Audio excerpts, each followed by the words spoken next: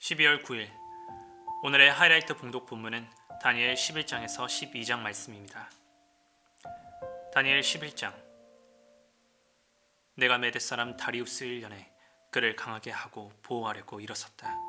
이제 내가 진실을 너에게 말하겠다. 보아라, 페르시아에 또 새 왕이 일어날 것이며 그 뒤에 넷째는 다른 누구보다 큰 재물을 모을 것이다. 그가 재물을 모으고 권세를 쥐게 되면 모든 사람을 격동시켜서 그리스를 칠 것이다.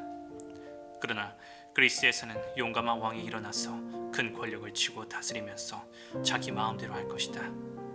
그러나 그의 권세가 끝날 때가 되면 그의 나라가 깨어져서 천하 사방으로 나뉠 것이다. 그의 자손도 그 나라를 물려받지 못한다. 그의 자손은 그가 누리던 권세도 누리지 못할 것이다. 그의 나라가 뽑혀서 그의 자손이 아닌 다른 사람들에게 넘어갈 것이기 때문이다. 남쪽 왕이 강해질 것이다. 그의 장군 가운데 하나가 그보다 더 강해져서 더 큰 나라를 다스릴 것이며 그의 권세는 매우 클 것이다. 몇 년 뒤에 그들은 동맹을 맺을 것이며 남쪽 왕은 자기 딸을 북쪽 왕과 결혼시켜서 서로 화친할 것이다. 그러나 그 여인은 아무런 권세도 쥐지 못하고 왕자를 낳아도 세자가 되지 못할 것이다. 그 여인과 그 여인을 호위하여 온 이들과 그 여인을 낳은 이와 그 여인을 편들어 둡던 모든 사람이 다 버림을 받을 것이다. 그러나 그 여인의 뿌리에서 난 자손 가운데서 한 사람이 왕의 자리를 이어받을 것이다. 그가 북쪽 왕의 군대를 공격할 것이며 요새에 들어가 그들을 쳐서 이길 것이다. 그가 그들의 신들과 그들이 부어서 만든 신상들과 귀중한 은그릇과 금그릇들을 노획하여 이집트로 가져갈 것이다. 평화가 몇 해 동안 이어간 다음에 북쪽 왕이 남쪽 왕의 나라를 치겠지만 결국 자기의 땅으로 후퇴할 것이다. 북쪽 왕의 아들들이 전쟁을 준비하면서 많은 병력을 모을 것이다. 그들 가운데 하나가 물밀듯이 내려가서 남쪽 왕의 요새를 쳐부술 것이다. 남쪽 왕이 크게 격분하여 나아가서 북쪽 왕과 싸울 것이다. 그때 북쪽 왕이 많은 군대를 일으킬 것이나 그 큰 군대는 남쪽 왕의 손에 넘어가 포로가 될 것이다. 남쪽 왕이 그 큰 군대를 사로잡을 때 그의 마음이 교만해져서 수많은 사람을 쓰러뜨리고도 승리는 차지하지 못할 것이다. 북쪽 왕은 돌아가서 처음보다 더 많은 군대를 일으킬 것이며 몇 해가 지난 다음에 큰 군대와 장비를 이끌고 갈 것이다. 그때 많은 사람이 일어나서 남쪽 왕을 칠 것이다. 너희 백성 가운데서도 남북한 사람들이 나서서 환상에서 본 대로 이루려고 하겠지만 그들은 실패할 것이다. 그때 북쪽 왕이 와서 흑언덕을 쌓고 요새와 된 성읍을 빼앗을 것이다. 남쪽 군대는 북쪽 군대를 당해낼 수 없을 것이다. 남쪽의 정예부대도 북쪽 군대를 당해낼 힘이 없을 것이다. 북쪽 침략자들은 남쪽 사람들을 자기들의 뜻대로 억압할 것이다. 아무도 그들을 당해내지 못할 것이다. 그들은 영광스러운 땅, 약속의 땅에 우뚝 설 것이며 그 땅을 완전히 장악할 것이다. 북쪽 왕은 자기 나라의 군사력을 이용하여 남쪽 왕과 화친할 것이며 남쪽 왕에게 딸을 주어 그 왕국을 멸망시키려고 할 것이다. 그러나 그 일은 이루어지지 않고 그에게 도움도 되지 못할 것이다. 그 뒤에 그는 해변 땅 쪽으로 방향을 돌려서 많은 곳을 점령할 것이다. 그러나 한 장군이 나타나 그를 꺾어버려서 그가 더 이상 행패를 부리지 못하게 하고 오히려 북쪽 왕이 부리던 행패가 자신에게로 되돌아가게 할 것이다. 그 뒤에 그가 자기의 땅에 있는 요새지로 돌아가겠지만 비틀거리다가 넘어져서 사라지고 말 것이다. 다른 왕이 그의 뒤를 이어서 왕이 될 것이다. 새 왕은 백성을 억압하는 세금 징수들을 전국 각 지방에 보내고 세금을 많이 거두어서 나라의 영화를 유지하려고 하겠지만 얼마 안 가서 아무도 모르게 살해되고 말 것이다. 뒤를 이어 어떤 비열한 사람이 왕이 될 것이다. 그는 왕이 될 권리도 없는 악한 사람인데도 왕위를 차지할 것이다. 그는 은밀하게 술책을 써서 왕권을 잡을 것이다. 홍수와 같은 힘을 가진 군의 세력도 그의 앞에서는 패하여 깨질 것이며 동맹을 맺고 왕위에 오른 왕도 그렇게 될 것이다. 다른 나라들과 동맹을 맺으나 끝내는 그 나라들을 속이고 비록 그가 소수의 백성을 다스리는 통치자이지만 점점 세력을 확장하여 패권자로 군림하게 될 것이다. 그는 선전포고도 하지 않고 부유한 지방을 침략하여 그의 조상이나 그 조상의 조상도 하지 못한 일을 할 것이다.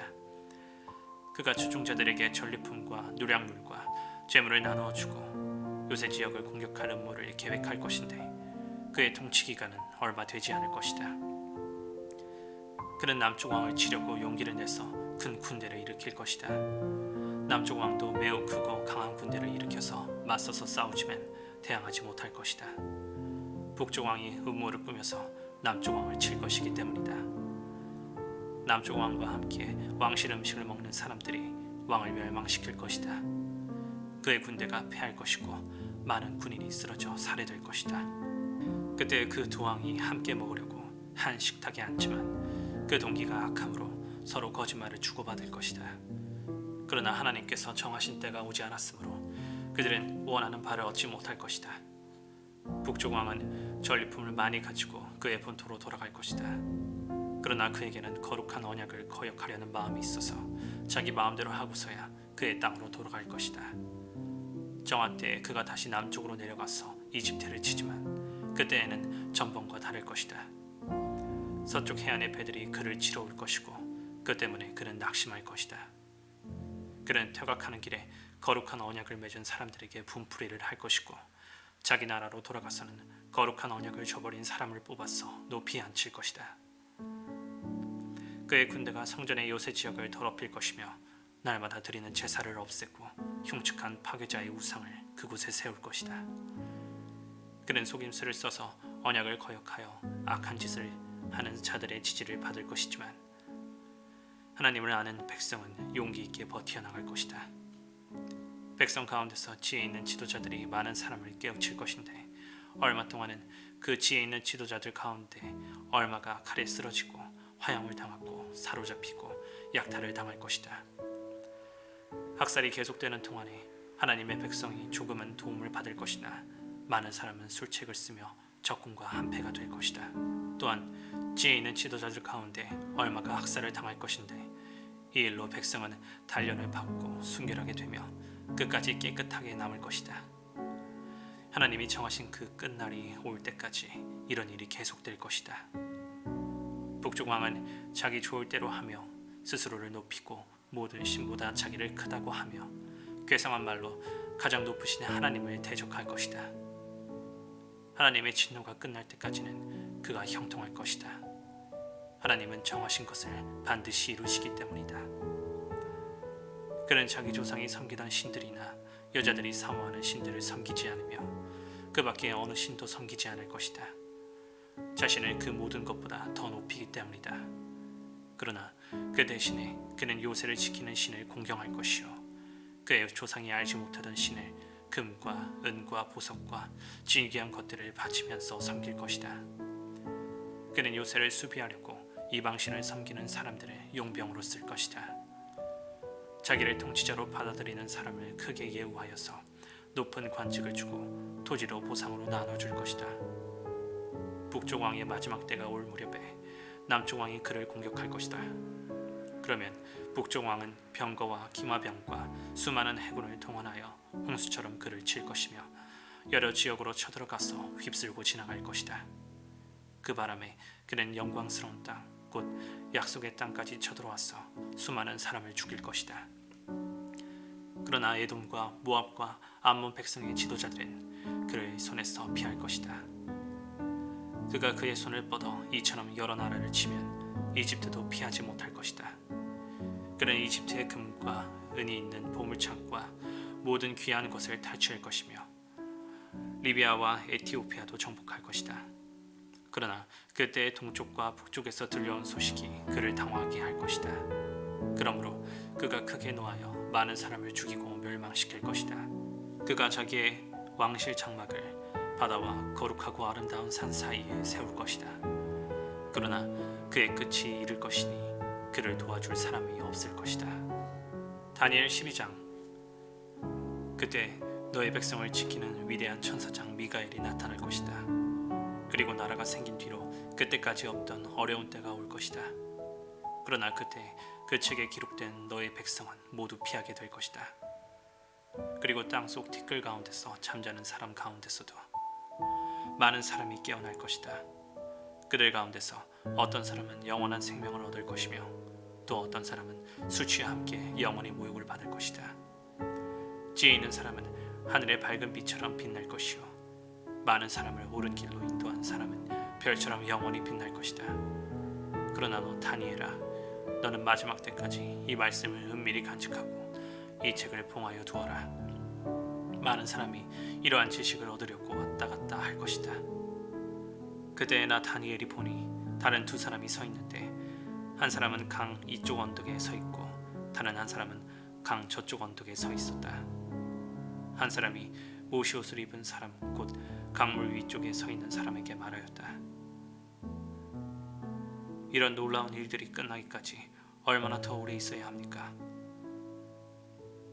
내가 들으니 모시 옷을 입고 강물 위쪽에 있는 사람이 그의 오른손과 왼손을 하늘로 쳐들고 영원히 살아계신 분에게 맹세하면서 말하였다.